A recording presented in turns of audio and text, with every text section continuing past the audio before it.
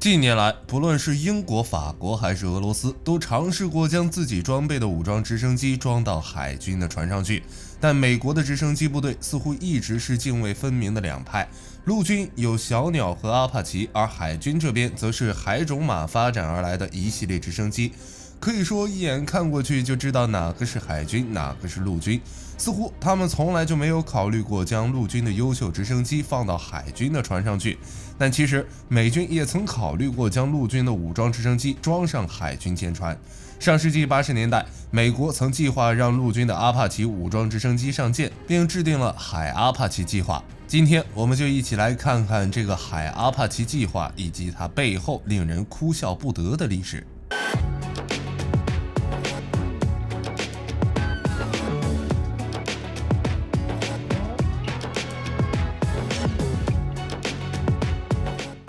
首先，陆军攻击直升机上舰有这么几个好处：第一是通用性，如果陆海军共用同一种直升机，就能够大大增加全军种的通用性和互换性，不论是在战备训练上，还是在零部件设计、生产和制造上，都能够起到节省成本、降低训练周期的效果。那为什么美国海军不用阿帕奇呢？一切的开始还要从1972年 AH-56夏研攻击直升机被取消说起。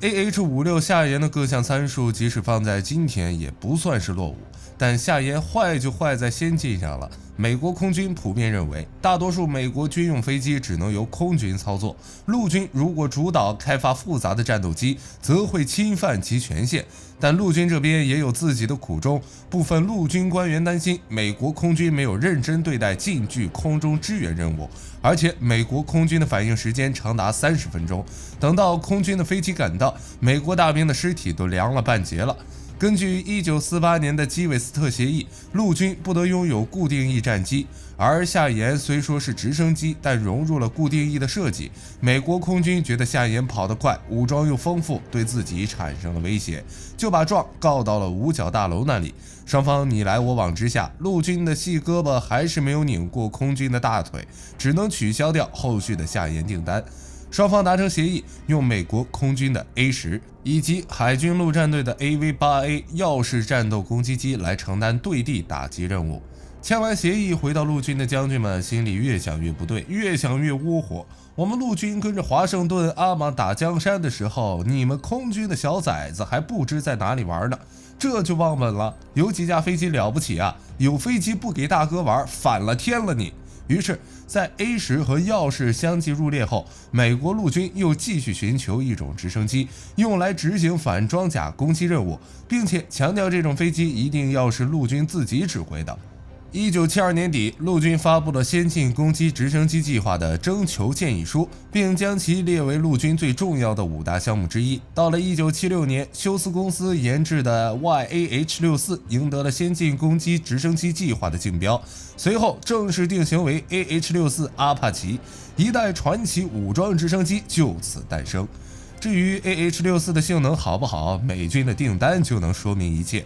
48年后的2024年，波音公司每年生产82架 AH-64E， 就足以说明它的性能之强超越时代。既然阿帕奇这么好，海军和海军陆战队自然也想来分一杯羹。当时美国海军陆战队装备的武装直升机是 AH-1J 海眼镜蛇，这架飞机的最大起飞重量不到6吨，比阿帕奇轻了足足4吨。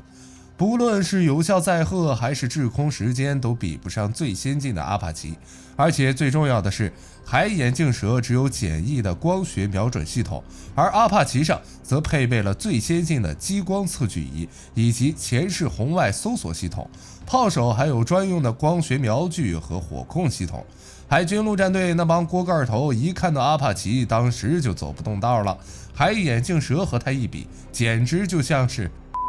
陆军的阿帕奇刚服役，海军陆战队闻着味儿就来了。他们找到了休斯飞机公司，希望将阿帕奇改装上舰，用它来替换海眼镜蛇，于是就有了海阿帕奇这个项目。接下来我们就来挨个瞧瞧美国海军陆战队和美国海军的这个海阿帕奇，以及这么好的直升机，为何最后海军和海军陆战队都没有采购。所谓的海阿帕奇又叫做灰雷，按照海军的设想，将主要由中小型海军舰艇携带，当做一个通用直升机来用，也可以从两栖攻击舰或者直升机航母上起飞，为海军陆战队提供掩护。由于这些舰队常常不在航母编队的保护范围内，海阿帕奇也被当作一个临时性的防空平台，可以携带简单的短程空导弹，为中小型舰队提供警戒。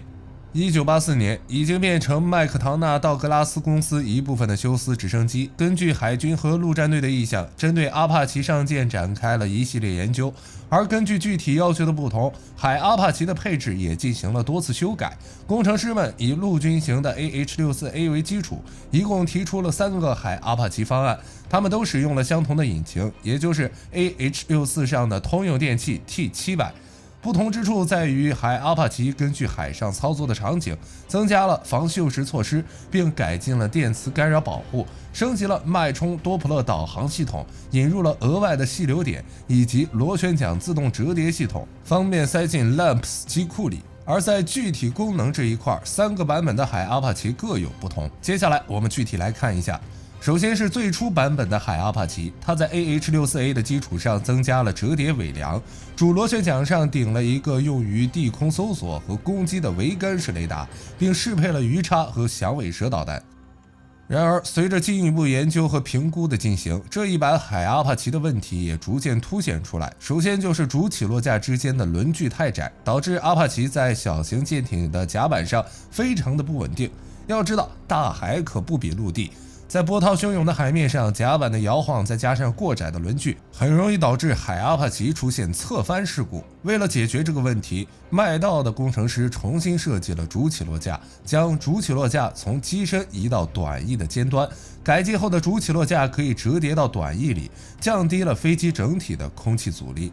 接下来就是第2个方案，在这个版本的海阿帕奇中，休斯公司的工程师取消掉了主螺旋桨顶部的空地搜索雷达，改为装在机头内部，而为了给雷达腾出空间，删除了机头下面的30毫米链式机枪。这时候的海阿帕奇机头轮廓有了不小的改动，侧面浮筒加长，可以携带额外的电子设备和燃料。在机身下侧的短挂架上可以安装2枚 AIM-9L 响尾蛇空对空导弹。而海阿帕奇的第3个版本取消了机身侧面的浮筒，并增加了一个更大的机头雷达罩，用于安装 AN/APG-65 雷达。这个雷达和 FA-18 大黄蜂上的是同款，支持16种空地扫描模式，并且可以同时追踪10个目标，与8个目标进行交战，最大搜索距离达到了300公里。这样一番改造下来，这个时候的海阿帕奇看上去就有点不像是阿帕奇了。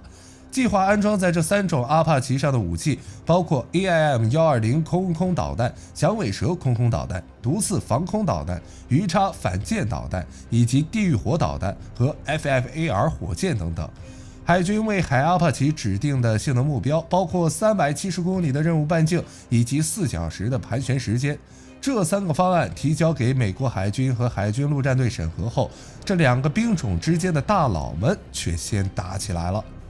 海军对改用 AN/APG-65 雷达的第3种方案最感兴趣，但海军陆战队却不干了。APG-65 虽然先进，但是海军陆战队的任务环境却用不上，他们更希望保留飞行员夜视系统、前视红外以及地狱火导弹，加强近距离空中支援火力和态势感知能力。但是问题在于，机头位置只能装1种装置，如果要满足陆战队的要求，机头安装光电探测和夜视系统，海军想要的火控雷达就没地方装了，只能安放在主旋翼的顶端。这里插一句题外话，后来改进的 AH-64D 长弓阿帕奇也是从这里得到的思路。另外，虽然海军陆战队要求保留地狱火导弹，但地狱火当时是陆军专用的，海军和海军陆战队都没有装备，因此不利于后勤补给。于是休斯公司提出了另一个天才想法：海军陆战队没有地狱火，但是你们有陶式啊！我偷学一下隔壁贝尔的 AH-1W 超级眼镜蛇，